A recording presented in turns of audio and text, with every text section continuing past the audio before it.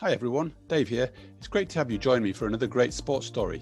This is episode number 37 and today's special guest is Lucy Moore. Lucy has a key role at Sport England as Head of Professional Workforce. I'm sure she'll tell us more about this as we go. I have known Lucy for many years and I am so excited to be speaking with her as she is a really genuine people person and has a massive passion for helping people develop both in her sport, which is hockey, but also across the whole sports system. Lucy will, I'm sure, be very open and honest and show her vulnerability when sharing her story, and my biggest challenge will be to encourage her to offer some advice and guidance to you, the listeners. Her great coaching philosophy is to facilitate and enable rather than to give advice and to talk, but she has loads to offer. Just a few quick updates and reminders before we get going. Please continue to leave feedback, leave comments, reviews, and even subscribe on your preferred platform. As you know, this really helps and is really valued and appreciated and does your bit to help others find out what we do. Also, drop me a line on LinkedIn or on Twitter if you want to find out more about what I am doing with the Sports Stories podcast, the Sports Stories Academy, and also the Sports Stories coaching and mentoring support. Through these platforms, I'm keen to provide you with resources and support to maximise your impact at work and at home. Take a look at the website at www.sportstories247.com and where you can gain both inspiration, education, and gain access to personal transformation. And just to be clear, Sports Stories is for parents, teachers, coaches and leaders, both in sport and who enjoy learning and developing through sport. There are some really exciting times ahead and some great content and guests lined up. So today we have our 37th podcast and we are coming towards the end of Series 4. So go prepare yourself as best you can to get the most from getting a deep insight into the current Head of Professional Workforce, coach, developer and hockey player. Let me give a warm welcome to Miss Lucy Moore. Lucy, thank you for joining me on the Sports Stories podcast. I'm really excited to dig a little bit deeper today. So thanks for giving up your time and let's see where we go. I'd like to just kick us off though with sharing a quote or a tweet that you had on your Twitter profile. And it said, things that are really important to you are allowing people to be who they are. You like to build on what you have in common with people. You like to listen more than you speak, and you see that as being important, but also finding the person behind the role. And I'm really delighted to have you here today because I'm really keen to find a little bit more about the person behind the role, but also to hear you speak more than you listen. So welcome and thank you for joining me. Thank you for having me. It's nice to be here. So let's just kick off and go back to sort of day dot nearly. And Lucy, can you tell us a little bit more about yourself in terms of how you got into sport in your early days and why it's become important to you? So two big questions there to start us off. They are big. So I would say, so neither of my parents are in any way sporty, I suppose. Both were, one was an accountant, one was a teacher, busy professionals. So as a kid, myself and my sister, it was all about lots of independent play in the garden, making up games, climbing trees, generally causing chaos and being a bit wild and free. And I suppose if you went and you dropped in on those sessions, what you would find is probably me organising, setting up, writing her certificates for climbing a tree, arranging obstacle courses for the dog. So my introduction to sport and physical activity is just a lot of free play, with the exception of probably football. So football when I was at primary school was a brilliant thing for me, and I loved playing football. And that, whilst I didn't ever go to a club or have any sessions, that was like my main organised sport that I would do with my friends and things like that. So that would be my earliest memories. In addition, my granddad, he used to volunteer at the Harlequins Rugby Club, and they lived in Twickenham. So being in and around that and seeing his involvement there, I think helped me to know that sport existed when I didn't have particularly sporty parents.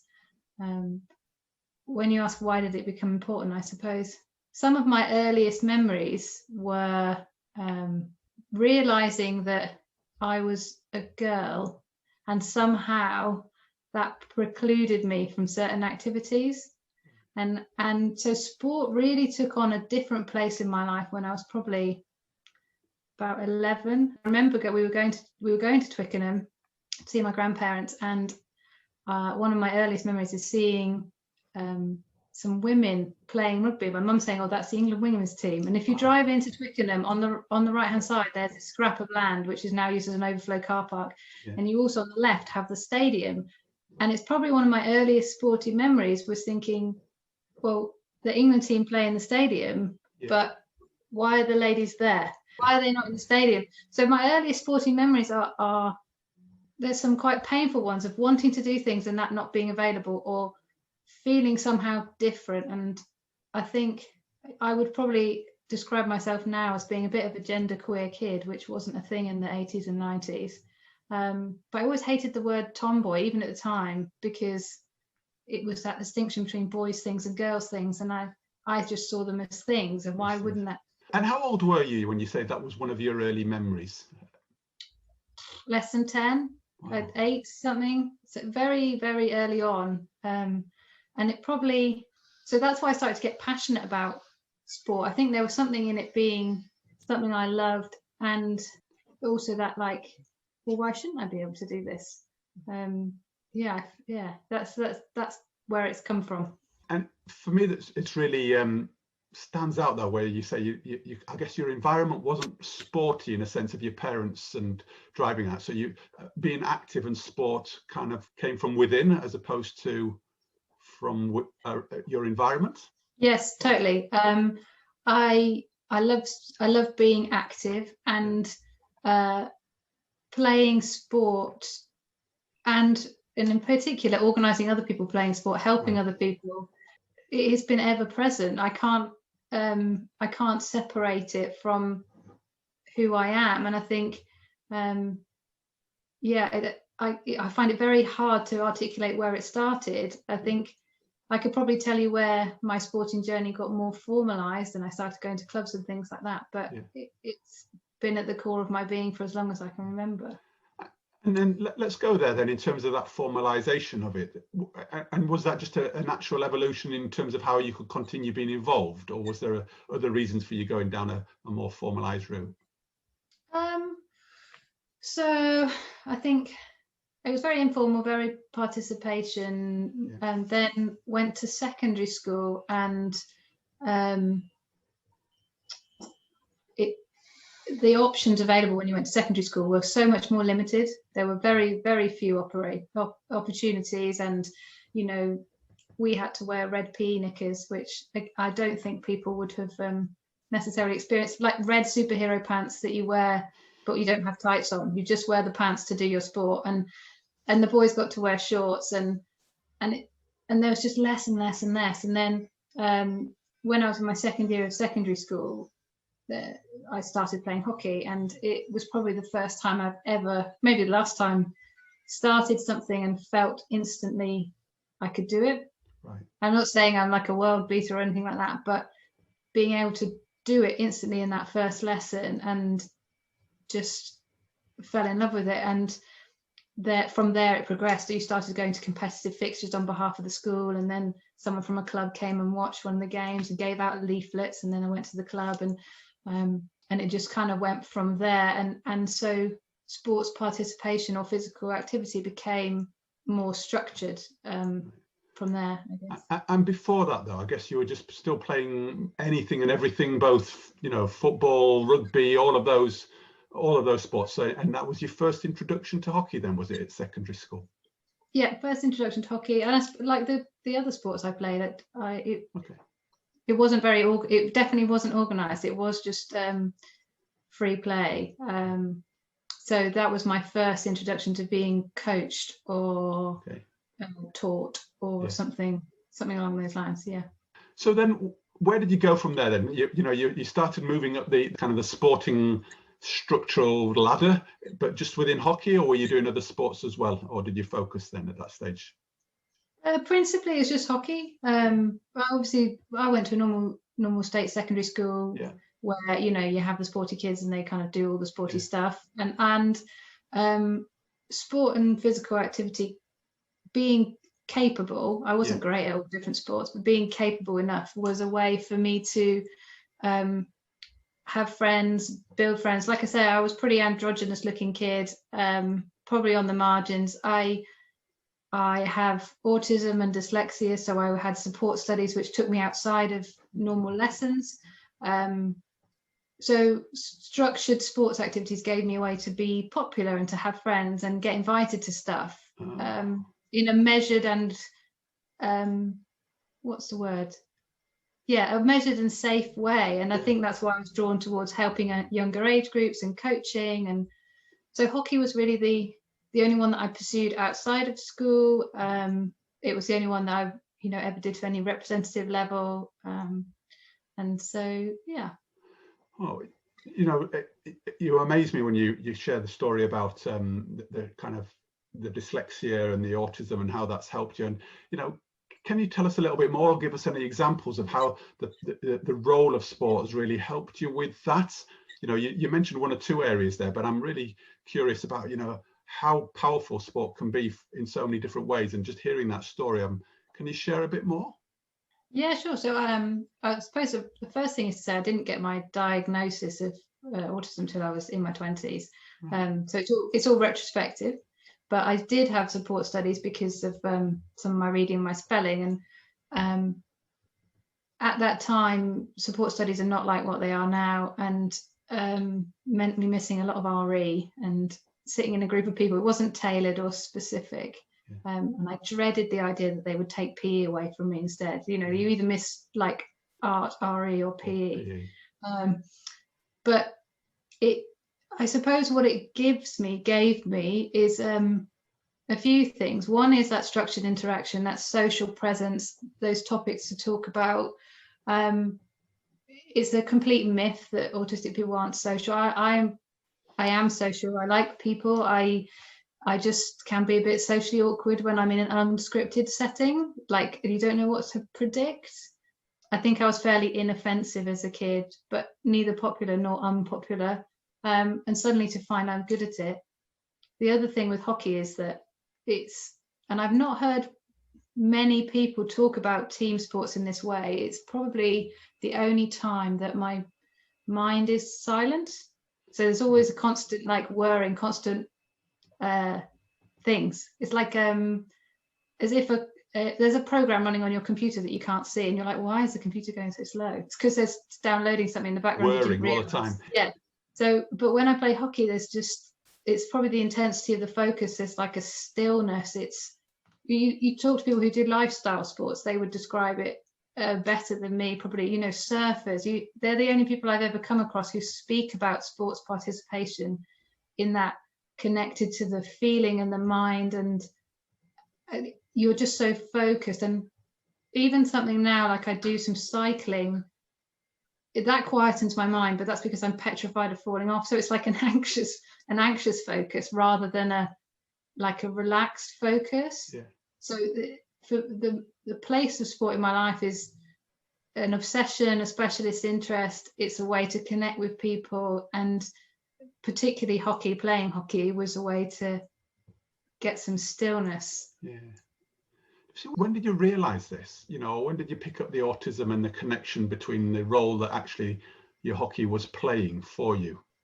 In terms of the role my hockey was playing, I've known that all along. I remember a brief period when I couldn't play due to injury, and I, even as a late teen, noticed the impact on my mental well-being. Like I was really, really unhappy and almost a bit aggressive and hurt myself, and you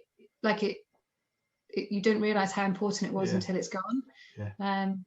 But it's only been really the last, I don't know, 3-4 years since I've been starting to think about it a bit more. Sort of got the diagnosis and parked it, and then it's getting more interested in neurodiversity and how those things are strengths, and trying to unpick who I am and why I am and what I do. Like a lot of self-reflection and coaching and therapy and things like that. You start to go, oh yeah, that actually, maybe that's why. Yeah. And so as we keep going, where did your journey go then? So you're kind of, in terms of your age and picking up your, the dyslexia and autism, you mentioned there around your sort of 20s-ish. Where did your path go from there in terms of your sporting journey? Well, I suppose we probably fast forwarded a bit in the middle. So I was at secondary school. 13, 14, got selected to go and do some county hockey and had terrible experiences, which have very much underpinned my approach to talent development coaching. You know, like I ended up withdrawing from the system, writing strongly worded letters to anybody who would listen to me. Can you tell us a bit more about what were the experiences? Because I guess they've really formed who you are, and I'm curious as to what that was about. Yeah, so it was the way that things were done. So for example, in a trial setting, it was fairly standard practice to have a little salt course set up. One of the activities, lifting a ball over a stick. I'd never done this. I'd never played on an AstroTurf. I'd no experience of this and probably not got the right equipment, but to be in this queue with these assessors and the other kids, and like I told the story on a coaching course I delivered a while ago, and it almost makes me cry now at like 33 years old. I still carrying like 13-year-old Lucy's pain from that session, because you're going through it over and over and over, and you still can't do it, and you're not getting any better, and people are telling you need to get better, and it's not making you. It's just this. So it's those kind of things. There was also a heavy dominance of independent school kids, and from a big club, and I was from a tiny village club, and there was only me and one other friend, and the coach's daughter was the captain and her best friend was the vice captain, and it was all about the winning. And you know, I probably wasn't very, very good in comparison to the other girls, and therefore didn't get hardly any pitch time. You just get 5 minutes and get told what you did wrong. You know, it's all of those kind of things which shape, and you think, you know what, Tony, I'm not coming back, and I'm not going to let you do this to somebody else, but it's going to take me 20 years, and then and then I'm going to try and make a difference somewhere. It's that kind of. Did you pick it up and notice it at the time, or is this a kind of a retrospective reflection, do you think? No, it's definitely at the time. I found my diaries, and my parents cleared out their loft. I've got my diaries from then, and there's lots of things which I don't remember. That reading my younger self write about how what was I going to do, and it was terrible, and what's everyone going to think, and I'm going to let everybody down, and how am I going to tell my mum, and what's Mrs. Green, the PE teacher, going to say, and she'd gone really out of her way to get me this opportunity. Like it wasn't, I don't remember it, but they're my words. So it was real and very live for you, wasn't it? Yeah, in the moment. So it's not like it does. I think sometimes you think that young people aren't quite that attuned, but we just forget when you get older. You just you move on and you forget it. But and also you don't, because it's still living with you very strongly, isn't it? Because as you've just rightly said. Yes. And how did you manage that period of time then? What did that period of time teach you, apart from actually stuff about talent development and stuff you're using in your work? But looking back, what do you think you learned about yourself through that part of your life? I think it sent me down the coaching route, if I'm honest. Yeah. It's where I ended. I thought, playing good hockey isn't for me. Clearly I'm just better at helping people and being a coach, and it probably spurred me on to do that. And when I was 17, I went on a coaching course and got my coaching qualification, which at the time, before UKCC, meant you could coach independently. And so I went down that route, and at sixth form college, rather than sitting in the canteen or sitting in my car, I'd go and offer free hockey sessions to local primary schools on behalf of my hockey club. And so it just sent me off another way. I just thought that's not for me. And so I parked serious hockey, good hockey, and until I was outside of university. So it wasn't until I was maybe 23 that I decided maybe I should try and see how good I could play, and focus a bit more on playing as well as coaching. But it really sent me down formalizing my coaching and my involvement in sport in that direction, and thinking this is where I can make a difference. And was it the making a difference, or was it about righting some of the wrongs, or what do you feel was your driver for going down that coaching route at such a young age?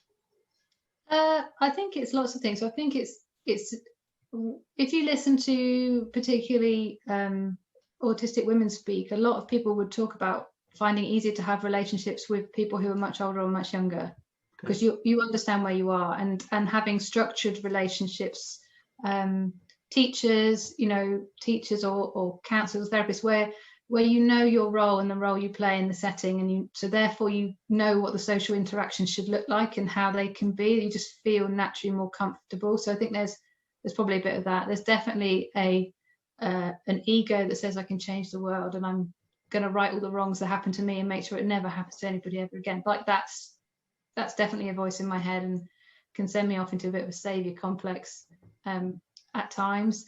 And it was also that I was good at it. I found success. I liked helping people, and I like seeing other people love something I love and passing on your passion and helping them get better, and you feel good that you've helped them. And so it's lots of things layered together, I suppose. Can you recount for me and for those that are listening in any real positive stories where all of that's come together and you can demonstrate or share, how do you know you've had success and people really got a lot from you and your experience? It's tough. How long's a piece of string? I think, I'm probably more moved by the little things. Yeah. So, and not so long ago, example, we're doing some filming for GB Hockey, and we'd started coaching this group of like little kids. And in the session, one of the girls came up. She must have been like 6, 5. She said, "Lucy, can I tell you something?" I said, "Yeah." She said, "I love hockey." I was like, "Yeah, I love hockey too." And it's like, "Oh yes, I love hockey. You love hockey. This is amazing." Like, those are big wins for me. And then another example that springs to mind is when I was doing some coaching for South Berkshire, and as a club, they didn't have enough boys to run an under-16 boys team, so we ended up bringing some of the under-16 girls. And like the first session, it was so awkward because these are teenage boys and teenage girls. They all stood there not speaking, but seeing them after a few weeks and lots of player-led stuff, and then they played this game and were playing a much better team. And I've never seen a squad so tight, so together, helping each other out. They just played amazing, and they weren't the best players on the pitch. And the goalkeeper, who, he had his own challenges throughout the season with his confidence and things like that, just played out of his skin. And you can't attribute any of it really to you as a coach, but you can have a bit of a glow that you've set up an environment that's happened. Like you have to be careful that you don't give yourself too much of a pat on the back, because everything works sort of. But yeah, if I was to say, please do give yourself a pat on the back, and what I mean by that is, what is Lucy the coach, and who is Lucy the coach that creates that environment? What do you bring in your coaching and your development of people that really creates that? It's a hard question to answer. I don't really know. You'd have to ask people I work with. But I like to think that I come from a place where people are resourceful, rather than deficient. Like the answer's in them, and they're going to figure it out. And you might need to give them some nudges or support. But actually, I think because of my experiences, like I'm very aware of the pressure that you might feel inside yourself if you're trying to do something new, and how much that it plays a part in the way that you are. And if you want people to interact, you have to set the scene right. And power dynamic, I'm very curious about the interaction of people and behavior, and I sort of bring all of that curiosity and believe, but coming from a place where you believe that people are resourceful rather than deficient. So it's not about fixing them and telling them stuff, it's about helping them to grow. And Sarah Kelleher would use the word flourish. Like it's if you're starting in a different place, if you believe it's within them to fix it, you take a slightly different approach, don't you? Or you come from a different part of you, or bring a different part of you. And that does take work, and it's definitely been an evolution for me, particularly around expectations outside. And I still you still find it very hard to take that stance and that philosophy when you're being observed, because people expect a more didactic coach participant relationship perhaps, or and then you internalize that and you start to second guess yourself. And and how do you play with that expectation? Because again, you know, not just in the sport world, where the world out there feels like we're under a great deal of scrutiny, aren't we? And how do you hold on to what you believe is right when you're under scrutiny?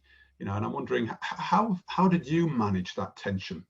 I don't know if I've navigated it well enough yet to offer any advice. I try and ruminate less. I used to ruminate a lot more, and I used to second guess myself a lot more, and through a significant period of therapy, finding out that you need to care less about what other people think, and you can only do so much, and you can't, you are flawed just like everybody else, and that's what makes you brilliant. And so it's more work in yourself to manage your perceptions of the expectations as it is to manage the expectations. Like, that's very tangible. You can set out your style, you can talk to people about how you coach, you can take on feedback, you can do all those tangible things, but the real work is in your own mind, because it's when you're in the car or when you're in the moment and you think, should I step in, should I say something, have I said enough, do I move it on, am I giving enough? You know, it's more managing your inner mind than it is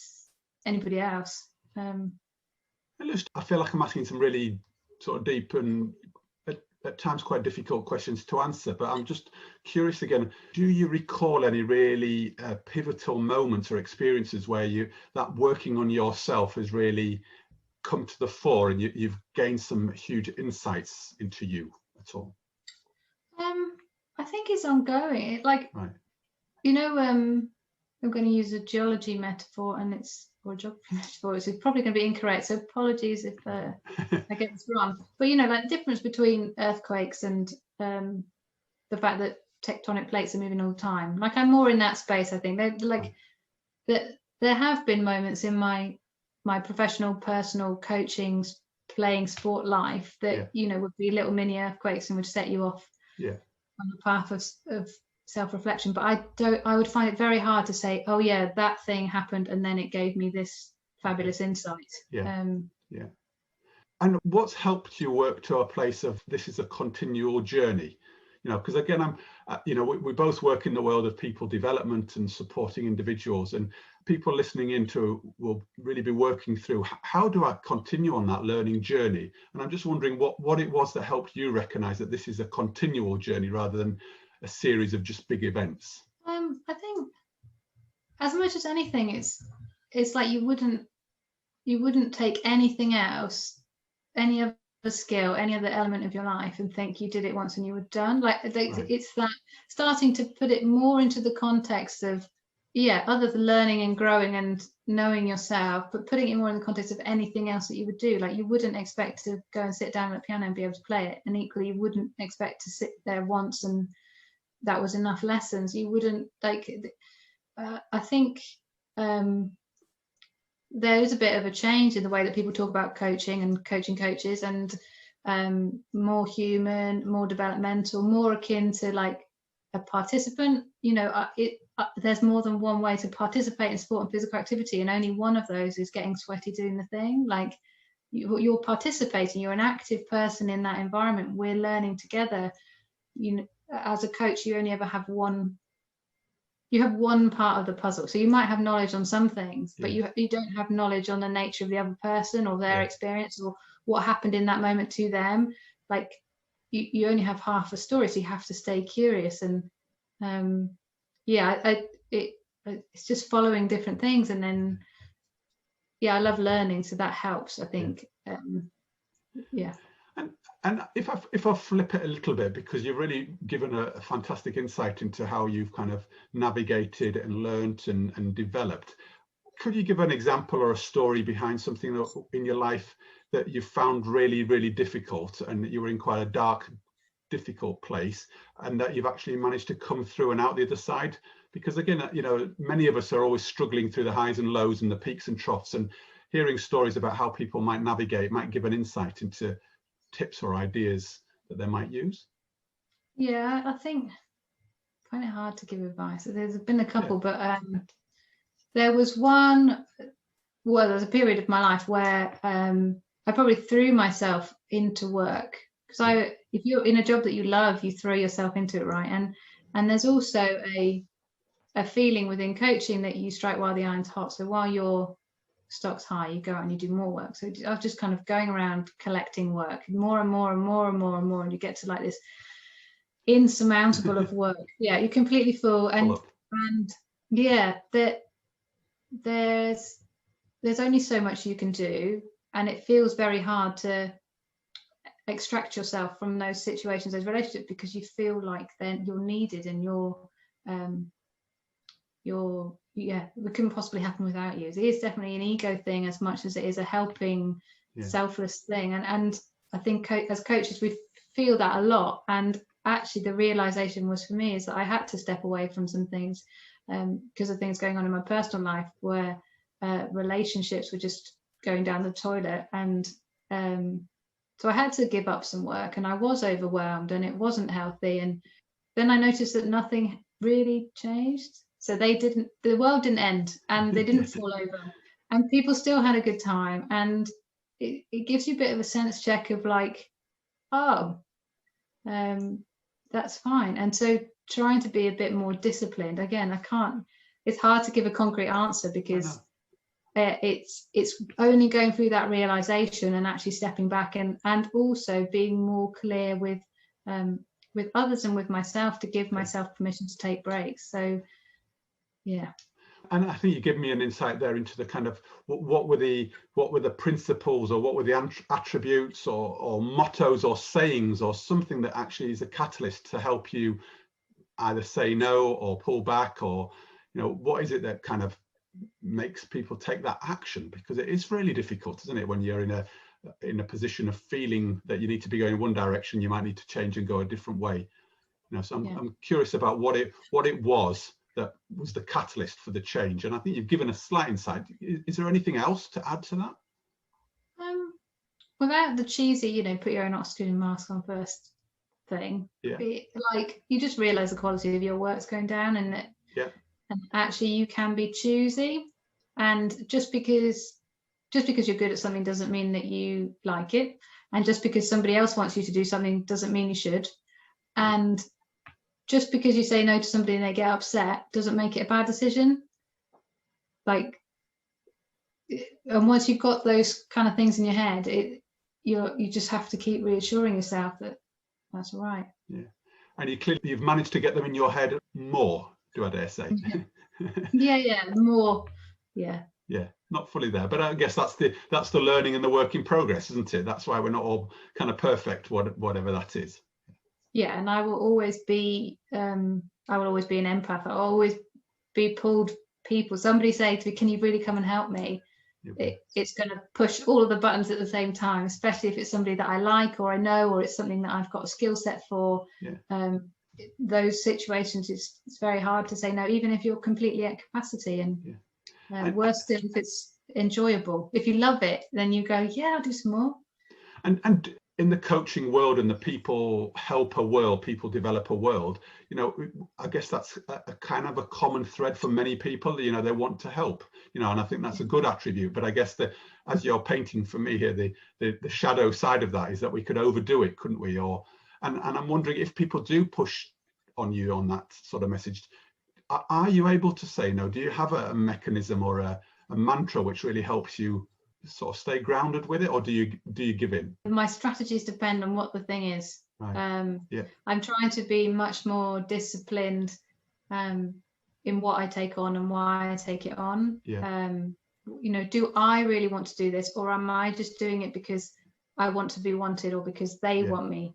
Is it in me? Is this my choice, or is that their choice? And trying to figure out what that is, and just being really clear on protecting time to make time for being at home or having nothing on, and not feeling bad about that. It helps that I have other priorities in my life now that I would want to do. I think it depends, depending on your home life situation and whether you want to be at home or you want to be at work. I'm in a different place now, which makes it easier because I have have other things I'd rather be doing. Yeah. So that makes it easier. I know I can't. Yeah.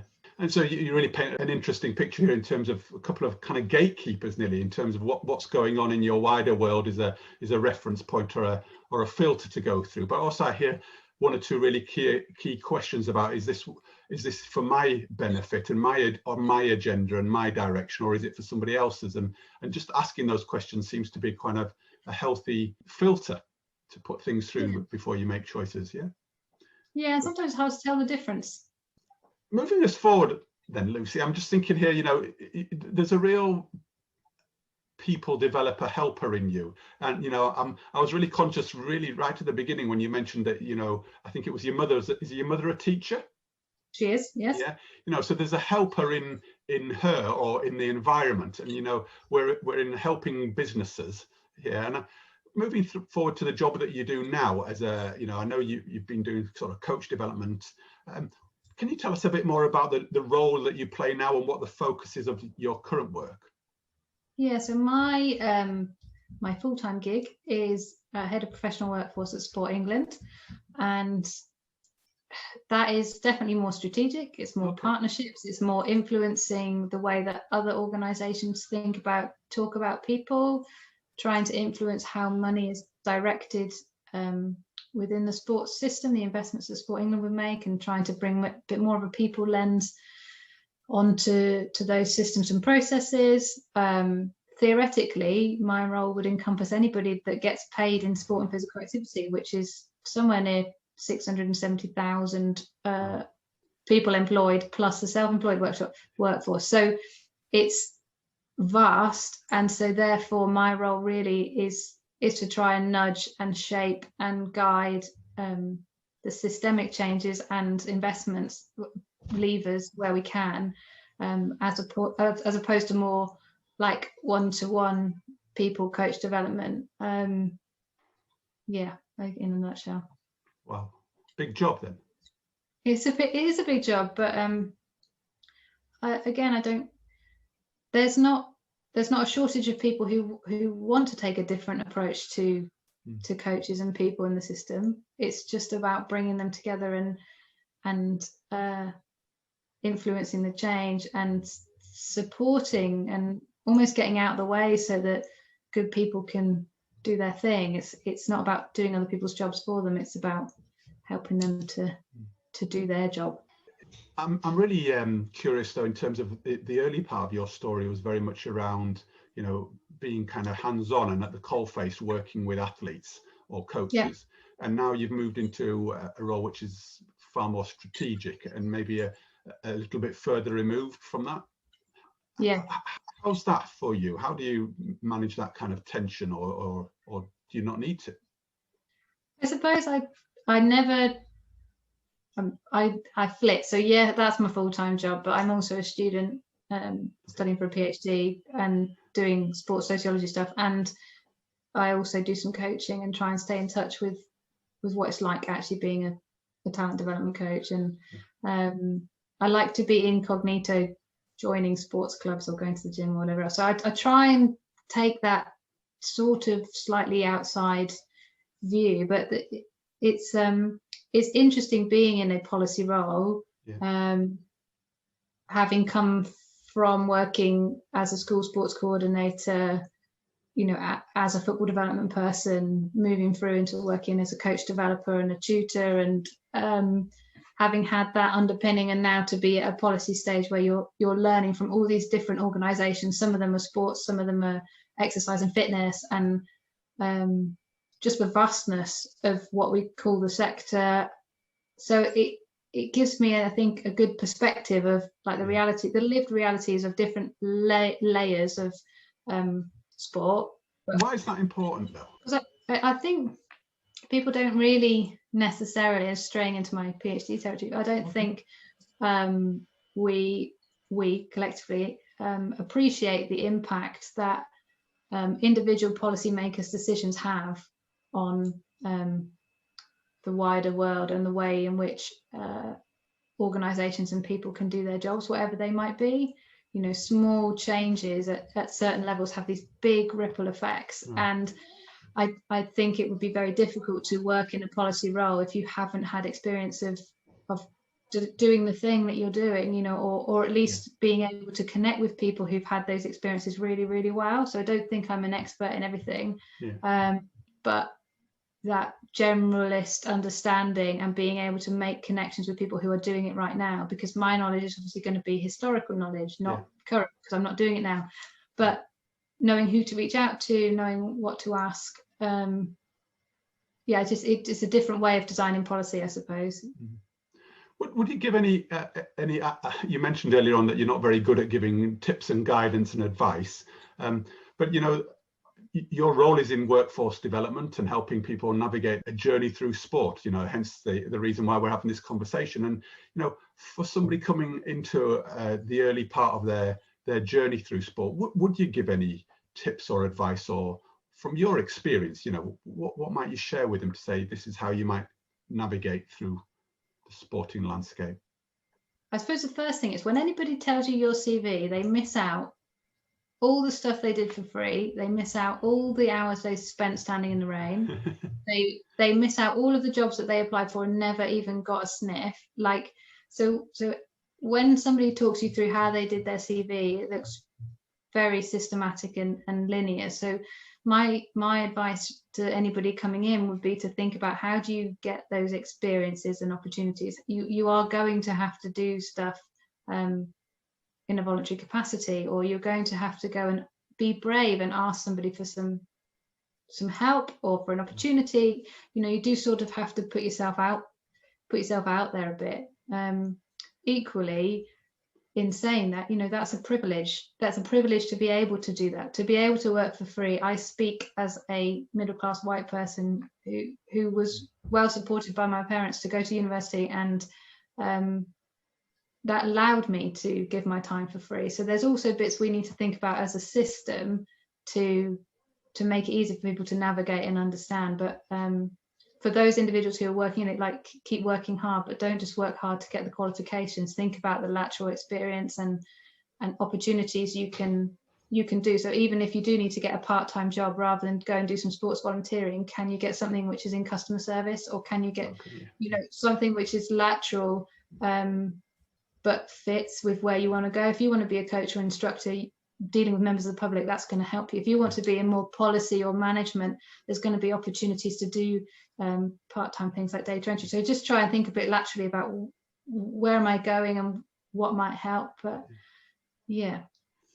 Oh, great advice. If I turn the table then back to yourself, what would you say was some of those lateral experiences, or you know, experiences that you had in between roles or jobs that really made a difference to you and added value to your CV, as it were? Yeah, so I suppose as soon as I could get a job, I worked at a play scheme. I did play schemes, things like that. That helped me. That was great. And I also for a time worked in a leisure centre on reception, and again that helped. That was good. But I also worked in a hotel, doing bar and reception and waiting. So they're all very normal, but it all sort of builds to who you are. Principally, my relevant experience came from a lot of volunteering and coaching, and going and delivering sessions in schools on behalf of my club, and sitting on the club committee, and getting involved being a race marshal for local races. So it's almost like these bits and pieces that you pick up to add to your CV, and that make the difference. This might sound like a silly question, you know, and I think I have a view, but I'll be interested in your view. Is, you know, why does working in a hotel reception, how might that help you get a job working in sport? What's the relevance there? Well, there's lots of interface with people, I'd say. First off, lots of interface with people, lots of working with different people from all over the world who also work in the hotel. That was really valuable. Using operating systems. Dealing with angry people, that's a good skill to have when you work, particularly if you want to go into sports development. You're going to have to encounter some volunteers that have been shortchanged somewhere. Being able to manage that conflict and resolve it, and so lots of different strings to your bow that you get. Brilliant. And you know, you really cement in my mind the importance of those people skills again. You know, it's something that's coming through quite strongly for me in a lot of the podcasts that I've had, is that relationships are quite key in this world, you know, and how people interact with one another has been quite a solid and important attribute to have and grow and develop.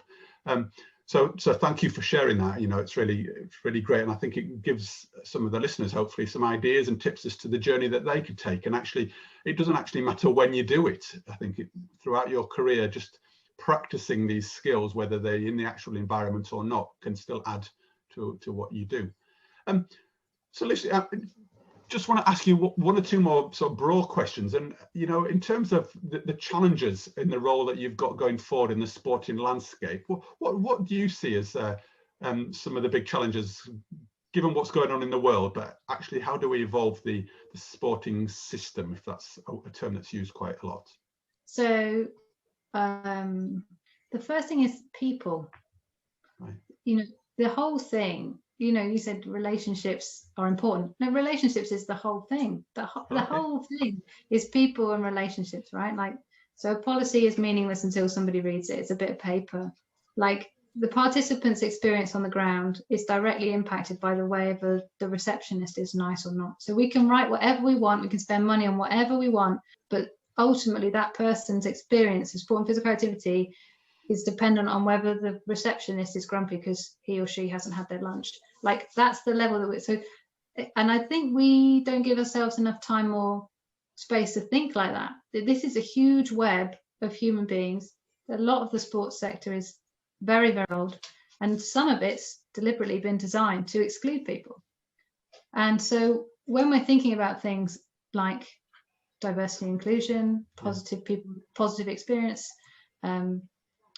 including disabled people in sport and physical activity, tackling health conditions, you know, it comes with that. The sport that we see on the TV is very sporty sport. It's probably not what most of us are doing. We layer that in with fears and anxieties about going out and getting active or going back to the gym, if that's what you do, on the back of COVID, and tackling inactivity, things like that. Like, it's hugely complex, and I think in our desire to simplify, we rub out and erase the humans, and actually I think that they're the secret key that changes the whole thing. That if you started there, your participation things would follow, your experiences would follow, but unless they come into clear view, unless we start to see them, we'll miss the trick again. Again, big, maybe possibly quite a hard question to answer, but what might be a really good next step, given we are where we are? What do you feel might be a good next step to take us more so towards that place? I think it's talking about it, and it's thinking about who's in your network, who can you influence, who can you talk to about this? How can we be more accepting of the fact that human error is a big factor in what we do, and people are human, and it's these kind of conversations. You know, I have been fangirling Kath Bishop, was the tweet you shared earlier. It's that they're her words, not mine. But those kind of conversations, thinking about how do we define success, and what does it mean, and starting to unpick it, because ultimately, although it has evolved over many years and nobody planned the sport and physical activity system in this way, it is the construction of humans. Like, there might be a long time ago, and it's like mushroomed and got way out of hand since then, but at some stage somebody codified sports, you know, somebody advocated for physical training. It might have been a very, very long time ago, but it did come from people. So therefore the solution has to be people, right? So start small, start with what you can change in your domain. I believe we can all influence in our own little garden. So just do what you do, and then maybe try and persuade somebody nearby to do a bit over there, and then, you know, we'll get like this pyramid scheme where everybody's tidying up their little bit, and then eventually the whole thing will move. That saying it, I don't diminish the power and the opportunity that like national funding agencies have, and in leveraging their support and the way that they work with funded partner organisations. Like, that is a big lever that we could do more with, I think.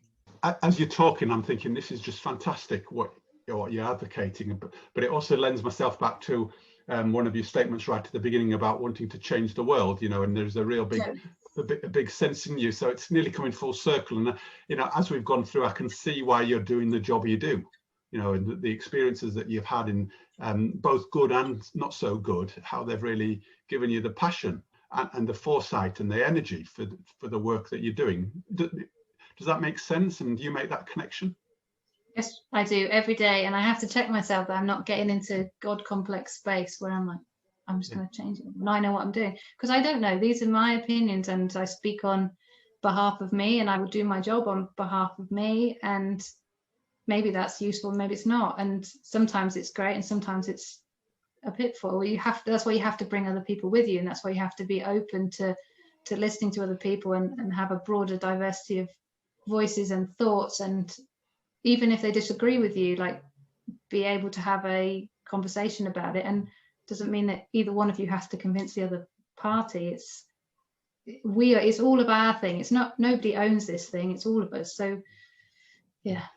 And you mentioned there, I know you'll take this in the way it's meant, but you also said that, you know, we need to listen to other people, but we also need to advocate our views, don't we? And, you know, share our views. And I know that's something that you're getting louder in sharing your view of the world, which I really applaud. So good luck with that and continue on it, because, you know, it takes us all, as you say, it's all of our views. So it's important that everybody shares, not just listens, but listens and shares.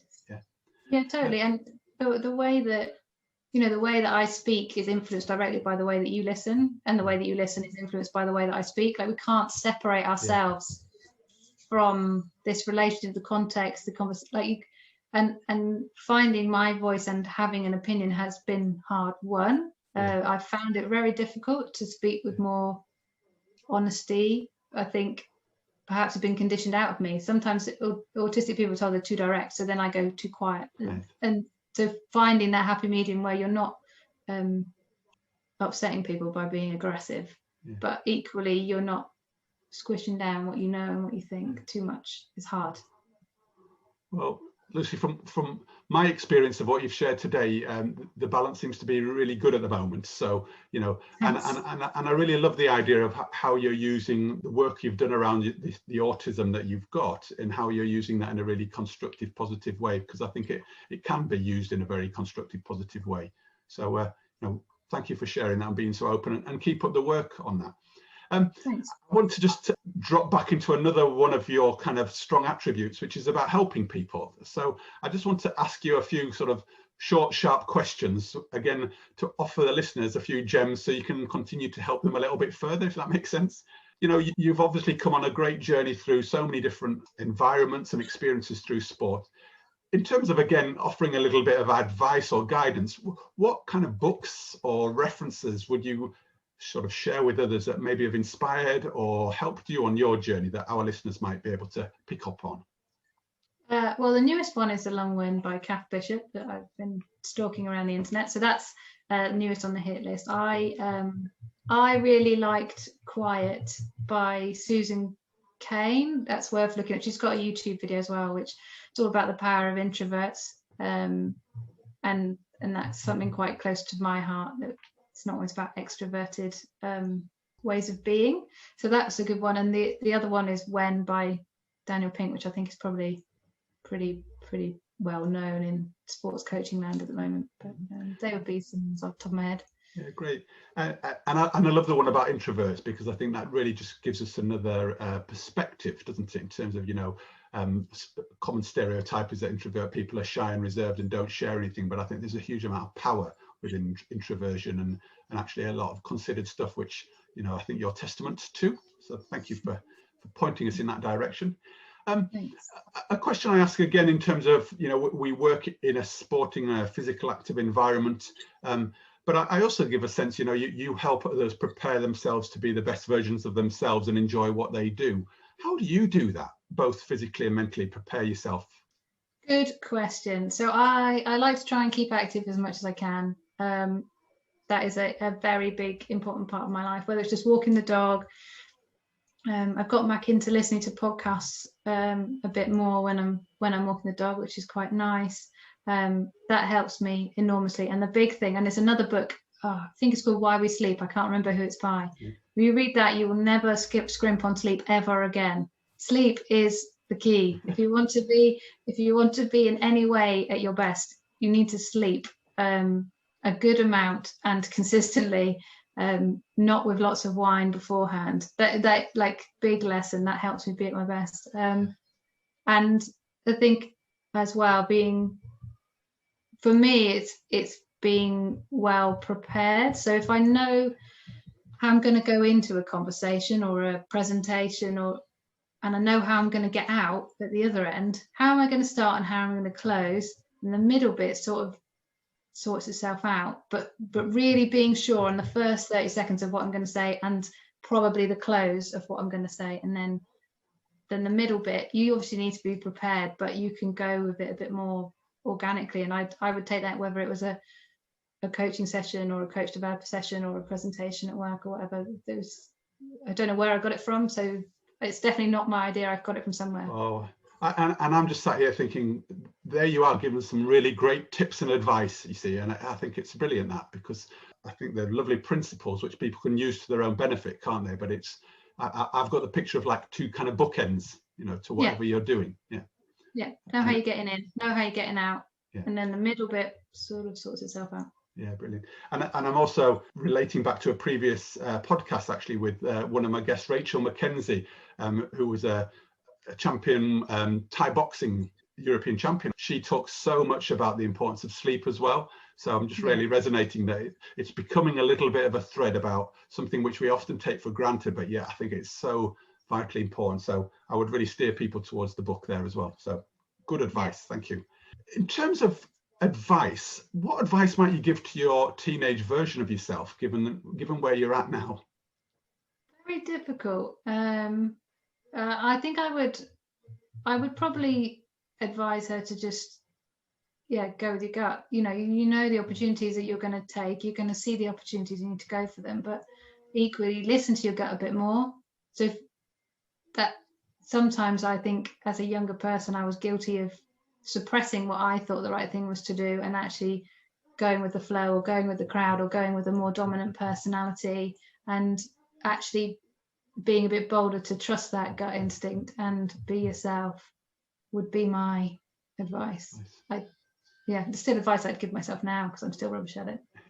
Well, we can take some of that medicine, can't we? Still be bold and listen to your gut. Yeah. And I was listening to a presentation just the other day about being courageous, actually, and how important that is in this day and age, if we're trying to really keep moving things on and being innovative and creative. So really, really good advice there. Just two more questions then. And this one I'm going to ask you, I appreciate it's really difficult, but I wondered if there are, you could articulate or share who's been really pivotal and influential on your life, and are there two or three people that you would say, God, they've really made a difference to me along my journey? Appreciating that there's probably many, but are there any standout people that you would refer back to? Really hard. So my PE teacher as a first instance, Mrs. Green, she was very impactful in my life in terms of seeing the potential in me, probably as a coach or as a PE teacher or something. She saw potential in me where other studies at school would have been difficult. So she was fundamental, and also signposted me towards hockey because there wasn't such a thing as girls football. So like as a foundational person, she was incredible. In my professional life, I've been fortunate. I think there are a lot of good people at hockey, and I've been fortunate enough to be able to watch and interact with some fabulous coaches, whether it's Danny Kerry or Bobby Crutchley or Jason Lee or Karen Brown. Like, I have had an incredible bunch of elite coaches to surround myself with and listen and learn from, all very different in their styles and way, and they've been amazing. But I think probably the people who impact you the most are the ones who aren't famous celebs. So like Demi Dowley at hockey as a coach developer would be massive in my world, but equally a couple of colleagues who've since passed away, Carol, who used to work at Sport England, and Kath Sweet, who used to work at UK Sport, and just they imprint on you, and you take their way of being with you, and you think, that made a difference. I love that bit, the imprint on you, because I think that's kind of the question, and they don't need to be the high profile people, and what's coming through really strongly for me in all of these conversations is the importance of often PE teachers in people's sports journeys, how they can actually really influence both positively and negatively and give that foundational kind of experience and exposure to this world and the possibilities within it. So thanks for sharing that. And my very last question would be, you've been as open and honest and really sort of shared some of your inner sort of experiences and thoughts on your journey. Whose sports story might you be interested in hearing more about, and why? I would be really interested to hear more about Kaz Walton, who's para athlete, and she's at the BPA, and she's just, she would be an incredible person for you to interview about her perspective on the sports system, working in sport, being an athlete, being, early in the proper, formalization of the Paralympics and things like that. She would be an amazing person to have on if you could get her. Well, brilliant. No, and I think again, you just by sharing why she would be so important, it resonates for me again as to everyone's got a different story to tell, but actually we might just be able to take little gems or snippets out of everybody's story, because it's not about saying this is the way to do it, this is the way that I've done it, and actually there might be something in it for you to take from it. So no, brilliant. It's a little challenge there for me, so thank you. You're gonna get her. She must have an agent, or find her on social media. Well, who knows?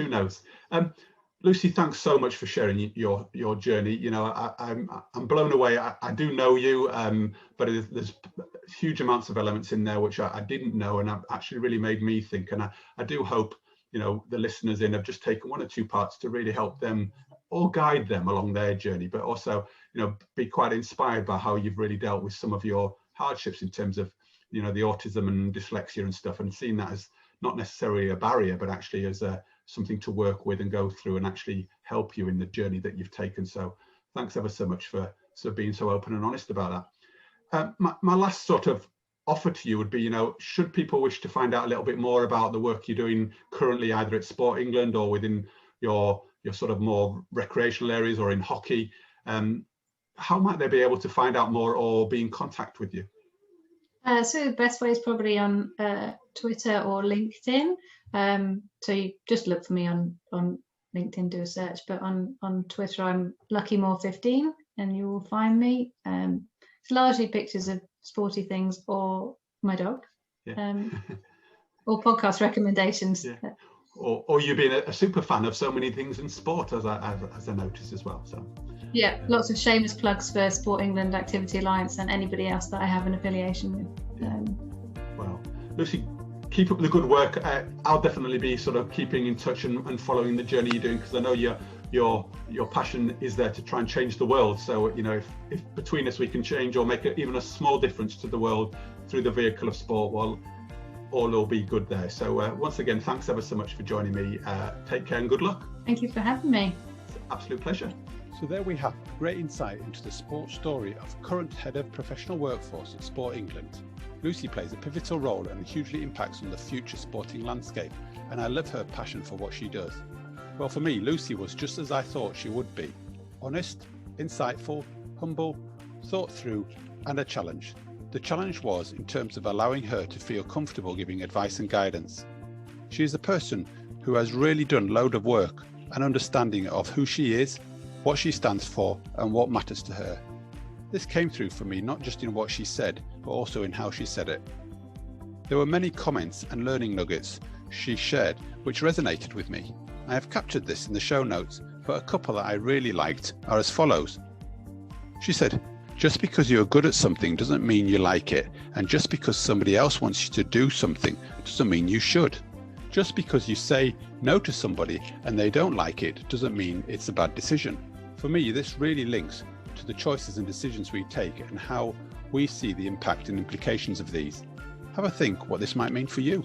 Another nugget I really liked is when she said, and it may appear very simple, but go with it. As a coach or leader or helper, you only have part of the story. You have to therefore stay curious. This is a constant reminder to ask questions, look out for the assumptions we make, and have a desire to want to find out the parts of the story we do not know. As you can tell, the conversation has really given me, and hopefully you, many things to think about. In addition to the above, the questions I would like to pose to you as a parent, a teacher, a coach or a leader are as follows. What do you need to do to quieten your busy mind, to get a really relaxed focus? Hockey did this for Lucy. And secondly, what in your life has proved to be a real challenge, and how could you view this and use it to really help you? Now, I'm conscious that I'm raising many big questions, but it's hard not to take the inspiration and energy from the guests and their stories. Over the past month or so, we have had some terrific stories, and I have also read a great deal about how and why individuals don't achieve their goals and aspirations. But I would like to encourage you to set small, realistic goals that are a stretch yet achievable. If you take just one or two nuggets of learning from the stories and put this into action for you, and in turn achieve your goals, your confidence and motivation is likely to therefore increase. Lucy mentioned that small changes can and do have a big ripple effect. So make the small changes and enjoy the rewards, whether at start, middle or end of your career, or if you're looking to make changes in your personal life. Right, just before we sign off, and as I always do, I'd like to share my thanks and appreciation. Thank you for being part of the Sports Stories journey and for listening in and engaging with the content. And to Lucy, thanks for being such a willing, insightful and just an all-round brilliant guest. I know for sure you will have provided value to the listeners and in turn provided an impact on the professional workforce within sport. And lastly, back to you, the listener. Please have a look at the Sports Stories website, perhaps go back and listen again to earlier episodes, and most importantly, take the time to invest in yourself and be curious as to who you are, what you stand for, and what you hope to achieve, either in sport, out of sport, or through sport. And with this in mind, consider how coaching and mentoring may help you. So from me, Dave Levine, take care, stay safe, have a great week, and I look forward to having you with me next week.